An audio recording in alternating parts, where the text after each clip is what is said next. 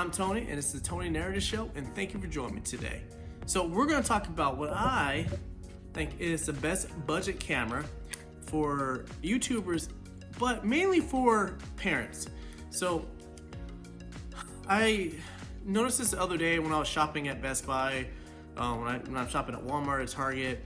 Parents are always looking for a camera, and they typically go with your Canon Rebels, your entry-level Nikons, and whichever Sony camera that is available for them at that time. But those are big cameras, and as a parent, you're juggling, kids, backpacks, diaper bags, all this different stuff. Include if you're a mom, you got your purse with you too. It's hard to carry all of that stuff and still monitor your kids, let alone, add in a big, giant, bulky DSLR camera. Even though it's a small entry-level one, it's still very big. And not only that, but you're spending like $500 to $700 on a bigger camera that really, if I'm being honest, not that future-proof. I mean, it is for a little while, but not too much. So I want to talk about what I think is the best camera for you as a parent to get you going. But first, let's roll that intro.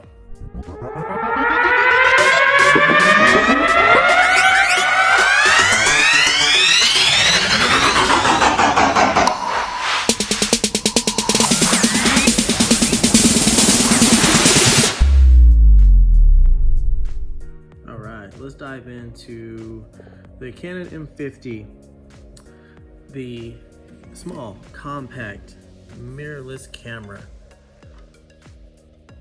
So you'll get this right in the box. You'll get an 18 to 45 millimeter lens in there.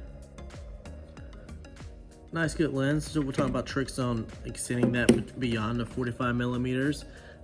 I do have Peak Design anchor links on here. I use the straps in the carrying case, so don't mind those for right now, but this is a good tool and accessory for those who are, things change quickly, and sometimes you want to have the strap on, sometimes you don't.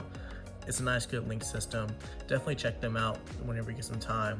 And there are other carrying cases too. So as a traveling parent, traveling YouTuber, these are nice to have so I actually use the camera cube, and I take the strap that I have and slap the strap onto the camera cube, and then whenever I get to a place where I can stop, I take the strap off the camera cube and put it on the camera.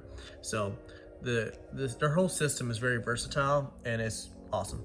The lens has a locking system on there. You just slide this up and then rotate the lens, and then boom, it's locked. And then when you want to unlock it, you slide that back up and then turn it, and you'll hear it click, and you're good. Now, you'll see that right there. Once it's past that white dot, it's locked. So that white dot will line up with this slash right here, and your lens is locked in place. It won't go anywhere. It also won't take a photo till you unlock it. And it's unlocked because those two dots will match up together. And then the dash will be on the 15, and it'll rotate all the way to 45. Lens cap, real easy, pops right off. And then you'll see all your adjustments right there. EFM 14 to 45. And it's gonna be a 3.5 to 6.3 aperture range. It does have built-in image stabilization. The lens is a 45 millimeter thread. So if you have any of those threads for filters that you wanna pop on, 45 millimeters is what you're looking for. All right, let's go top down. We have our hot shoe built right in. When you get it brand new in the box, there is going to be a little piece that's stuck in there. It's a hot shoe protector. You don't really get those in most Canon cameras, so you do have to buy them if you ever lose that, which are pretty cool because it keeps, if you are very rough for your camera, these tend to bend right here, and you have to bend it back into place. Sometimes that could damage it. You don't really want to do that. If you ever want to use anything that needs like a flash, so where it's built into the hot shoe, where it connects like that, you don't want to damage that piece, because then you won't be able to use your flash the proper way. Yes, you can still use a flash, but it just won't have the same syncing purposes anymore. But so yeah, they give you a little piece you can put in there. You can also buy the little piece with a lens level on there. So Some cameras don't come with built-in levels to the display, and it's nice to have that little tab up there where you can level out your camera. Now, we have a multi-function button that's right here. Our multi-function button, our shutter button, our on-off switch, our mode dial is right here. You see that green light flashing? That's to let you know the camera was on. I just turned it off so that it's not flashing anymore. You have your red record button right there, which they keep it right there nice and simple next to the shutter button so you can bounce between. You only have one adjustment dial for your settings, which is not too big of an issue there. As a beginner entry-level camera, honestly, that's all you need. Don't worry about everything else. I didn't mention it, but this button right here allows you to move the lens. Don't do what I'm doing the way I'm doing it, because I am doing this one-handed, but you'll press that lens button down and it'll allow you to take the lens off, and then it'll expose the sensor, and here's your lens right there. And then when you want to put it back on, just make sure you match up the dot to that dot right there, and you hear it click back in place. Easy. So you have your EVF, so it's an electronic viewfinder, so whatever you see on the screen is you're going to see right here. You have different mode buttons right here on the side, your menu, your info, your autofocus and manual focus button. Because this lens is electronic autofocus and manual focus, so you just hit that button right there and it'll switch between different modes for you for that. Your playback button's right here, your flash button, trash button if you want to have that set like that, and then your exposure compensation buttons right there just as well. Let's open the back of the lens up. The back of the screen. It is a pull-out screen, and it does rotate, so we can rotate it this way to have our display shown. So let's go ahead and turn that on. And like I said, when you have the lens locked, it's not going to work properly, so it'll take a second to boot up. That is one downside to this. If you're needing for some quick adjustments, it does take a good 10 to 15 seconds for it to load up. You don't see fast, just pull your cell phone out, but just be mindful of that. So yeah, here's the warning message to let you know the screen is locked, the lens is locked, so we're gonna unlock that. Boom. Take the lens cap off, and there you go. Let me set this to auto so it exposes properly. So we got this set to auto right now. You can see there is some fine tuning buttons right there where you can adjust everything. This is pretty cool. So I actually never use this feature, but this is for background blur. It's set to auto right now. So you can adjust that how you need to. If you want less or more, just leave it on auto, to be honest. Brightness, contrast, all these different things you can kind of fuddle with. And you have this button right here. You can hit that. It's going to allow you to select your shooting methods. So you have single shot, high speed continuous, which is going to be as many frames per second as the camera can shoot. Low speed, it's going to take normal single shots, but it's going to allow you to hold the shutter button down for your next shot. Your selfie timer for those who like to take selfies. So that's 10 seconds, and it's a 2-second selfie timer. And this is a selfie timer for continuous shots. So continuous shots is pretty cool. You can actually do like weird boomerang situations where you can set it for, you know, a 10-second timer. You get in position, you set it to about 10 shots, and you can do a little boomerang action right there. So that's pretty cool. If you hit this button right here where mine says RAW, you can select the different formats the photos will be saved in. Sorry about that. So I typically always leave mine just pure RAW. So it's a 24 megapixel camera, so you can get 6,000 by 4,000. And stay up there, don't leave. Let me turn it off. I'll get that in a second. So I always leave mine in RAW, but you can do RAW plus large JPEG, large, medium JPEG, all the way down to small, so on and so forth. You can also turn RAW off if you don't want to shoot in RAW. It will amplify how many photos you're able to take. But whenever you have RAW and large JPEG set, so just RAW photo and then JPEG, it will minimize how many shots you're getting just in general. So I just like to shoot RAW. It gives you the most customization with edits in there. And also too, just as well, if you are a parent and you are taking photos for your kids, the RAW image is gonna print way better than the JPEG. So if you wanna have those big blown up action shots of your kid, or anything from like the zoo or something like that, RAW is gonna be the way to go. But if you're trying to get this uploaded to social media as soon as possible, then you definitely wanna make sure you have JPEG selected, so that way you can download the photos directly off the camera via Wi-Fi to your phone and be able to upload them. So this button right here is touch shutter enabled. So if we just touch the screen, it will take a picture for us. It's taking a little bit longer because I accidentally have the continuous shutter timer set. So let me fix that real quick. There we go. So if you just hit the touch display, boom, takes a photo for you real quick. Super simple. Your flash is right here. So you'll just raise that up and it'll expose the flash for you. And then we'll just tap the screen. There you go. Sorry, the bright light, but it takes a flash for you. And here's your playback button right there. So you can kind of see the photo that we just took right there. Clarity is really good on there. I know it's not doing it justice, but even in auto, this takes a really good photo. So don't let that, don't let people make you feel bad about using auto.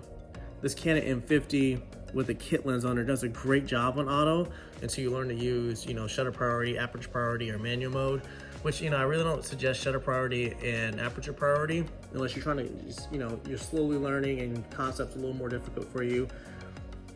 I think going from learning auto, going back and things like this, like we just took a photo of my couch. We're gonna hit info right here. It's gonna show you the shutter speed it used, aperture it used, and ISO it used. So the way I like to learn was, okay, cool. So shutter speed is 1/60th, aperture was f5.6, ISO was 1600. Now I have a light on in this room, and I also have the living room light on. So based upon the lighting around me, I can tell that, okay, if I get in a situation like this, ISO 1600, ISO 2000 would be ideal if I was shooting a manual. Now this lens is a kit lens, so 3.5 zoomed, 3.5 to 5.6. I'm zoomed all the way to 45, so the aperture is going to be f5.6. I can't get around that. It's just the way the lens is made. But it's nice to know that, okay, this will work for me. And then the shutter speed, you always want to have your shutter speed, honestly, minimum of double your longest focal length on your lens to make sure the photo's sharp. The camera just did 1/60 of it, which honestly is because of the aperture in there, but we're not worried about that. It helps you learn. It does help you learn. So that is pretty much it, for the M50. Keeping it super simple, this is the settings right here, your on off switch, auto's right there in green, your shutter button's right there. It's pretty quick.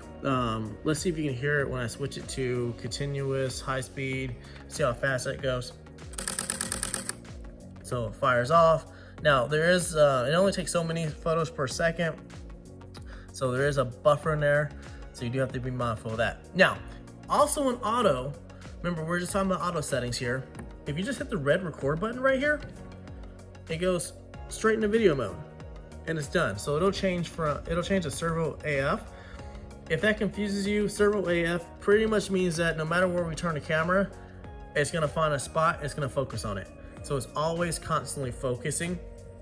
So you don't have to worry about, finding holding down the shutter button to focus on a camera. And if you hold down the shutter button just a little bit, it'll actually tell you the settings that it is using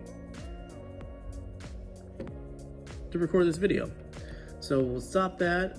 that's done. You do have a 30-minute time limit on your record time. So just remember that you only record for 30 minutes at a time. And oh my gosh, that is it for that. Not too much. Now, let me turn off this touch shutter right there.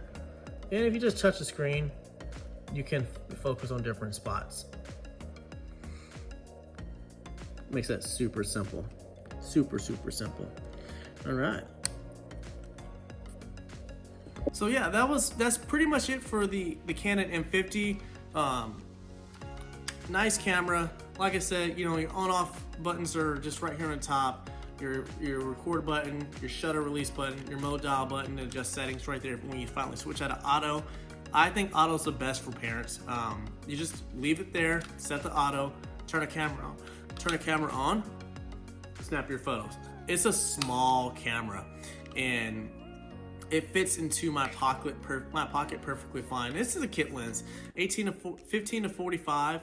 It's about, I think you can find them between $400 to $600, either at Best Buy, Amazon. There's always sales going on right now. It's been out for a little while. I think it's one of the best cameras you can get. You know, you get your battery in the box with it. Don't mind this battery, it's not a Canon one. You get a Canon battery and a Canon charger in there. It uses an SD card. I have a 256 in here because this goes into my everyday carry backpack, and I do not want to float around with running out of memory card space, because it's not a camera that I'm gonna go and jump footage and video photos off every single day and reformat the card every day.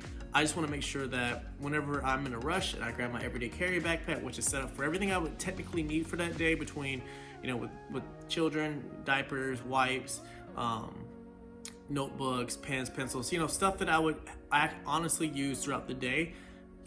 This goes in there. It has a very small footprint.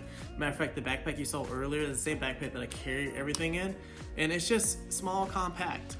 I keep my Rode Video Micro in there too, just as well. So even if like I'm in a situation where I need to get professional shots, this does it for me just as well. Professional video, this will do it for me just as well. So not only is it a great beginner camera, but it's a great camera to grow into. And if it wasn't for me needing another body for jobs, I honestly, like, if I would have stayed at a non-professional level, this would have been absolutely perfect. You know, you have a rotating screen on there, it flips out. That's amazing. It's cool because you can turn it sideways and do Instagram photos, right? So you can get vertical photos for those Instagram stories, Instagram posts. So if you are one of those parents that like to post every single photo you've ever taken of your kid on Instagram, this is a great way to do it. It's quick, fits in your pocket.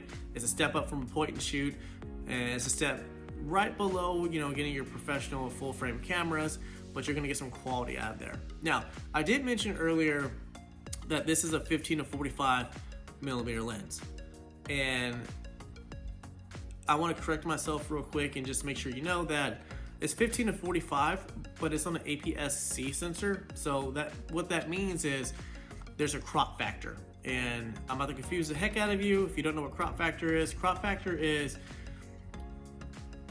if it's not a full frame camera, there's a crop on there. Canon does a 1.6 crop on their lens. What crop factor means, there's plenty of videos out there for that, and explaining a little more further in detail than I am, because I'm kind of probably confusing you on that. But just know that this is a crop sensor lens, and whatever the lens says on there, multiply that by 1.6. So this is a 15 millimeter to 45 millimeter. You're gonna want to multiply that by 1.6. So technically, this is like a 24 millimeter to 70 millimeter equivalent lens on a full frame body. So there's some good focal length on there. And focal length, just what that focal length means is how far from the sensor the lens is able to reach and keep everything in focus, right? That's what focal length means. So it's about a 24 to 70. Now, this camera does shoot in 4K. For those parents who want to kind of dummy proof their home footage, 4K is awesome. So you get that by switching to the video mode. And once you do that, you switch to 4K. 4K also has a 1.6 crop factor on there too, just as well. So essentially, it's not 3.2 times 45. It's it's like a weird like some number. So just do, what I do is I do 45 millimeters times 1.6, which is gonna be like about 70 millimeters, like I said. And then I times that by 1.6 again. And that's the focal length you'll have for 4K, which that should be, I believe, a little bit around like 135 or so. And then the 24 millimeters. So it's like you essentially get a 40 something millimeter to 135 millimeter lens just right out of this. All you gotta do is switch to 4K. So you get some extreme focal length with this. And then in 4K, like if you're recording home videos and you know how to work all the video editing software, you can really punch in on that 4K too just as well. So even though it's like 135 millimeter focal length, you can still punch in on that on the edited video, crop in, and get even closer to the action.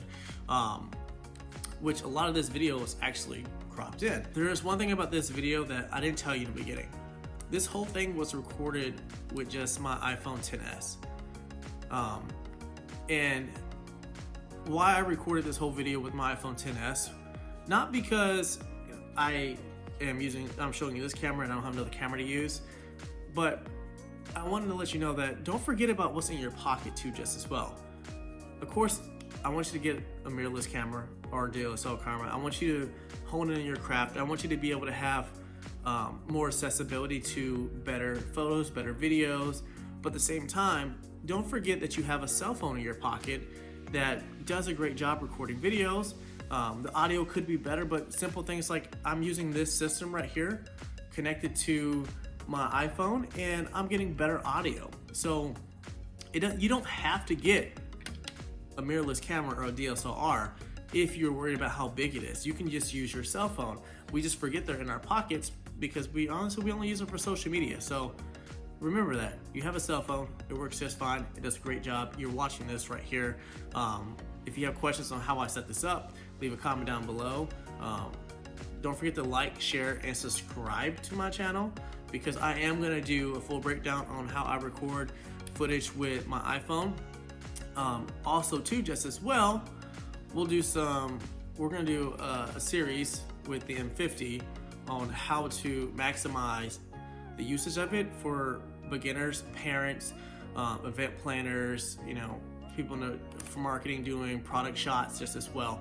Because I want to help you be able to do things on your own without having to honestly hire somebody else to do it. And a lot of times we do this because, you know, we don't want to take the time to learn, but we can simplify that and make it easier for you. But once again, thank you for joining me. I'm Tony. This is Tony Narrative Show. This is the Canon M50. I recorded on my iPhone XS. I'll see you next time. Peace out.